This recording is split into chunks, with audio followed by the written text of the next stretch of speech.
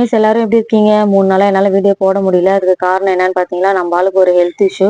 அதனால ஒரு சின்ன சர்ஜரி பண்ண வேண்டியிருந்தது. அதுக்காக ஹாஸ்பிட்டல் அட்மிட் பண்ணியிருந்தோம். என்ன ஹெல்த் இஷ்யூன்னு பார்த்தீங்கன்னா, மூச்சு விடுறது சிரமமா இருந்துச்சு. ஒரு 6 மாசமாவே இந்த பிரச்சனை இருக்குது. நானும் பார்க்கணும் பார்க்கணும்னு சொல்லி சொல்லி கூப்பிட்டு அவர் வரவே இல்ல.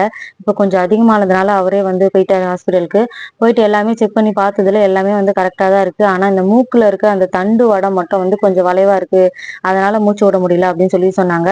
அதனால அந்த தண்டு வடத்துல இருக்க அந்த எலும்ப எடுத்துட்டோம் அப்படின்னா மூச்சு வர்றது ஃப்ரீயா இருக்கும் அப்படின்னு சொல்லிட்டு சின்னதா ஒரு சர்ஜரி, அதுவும் எண்டோஸ்கோபி மூலமா வாய் வழியா மூக்குல பண்ணுவோம் அப்படின்னு சொல்லிட்டு சொல்லியிருந்தாங்க. சரின்னு சொல்லிட்டு அதுக்கு அட்மிட் ஆயிட்டோம். நானும் கவியும் ஹாஸ்பிட்டலுக்கு அவர் கூடவே போயிட்டோம். ஹாஸ்பிட்டல் போனதும் மயக்க மருந்து டாக்டர் எல்லா செக்கப்பும் முடிச்சுட்டு நரம்பூசி போட்டுட்டாங்க.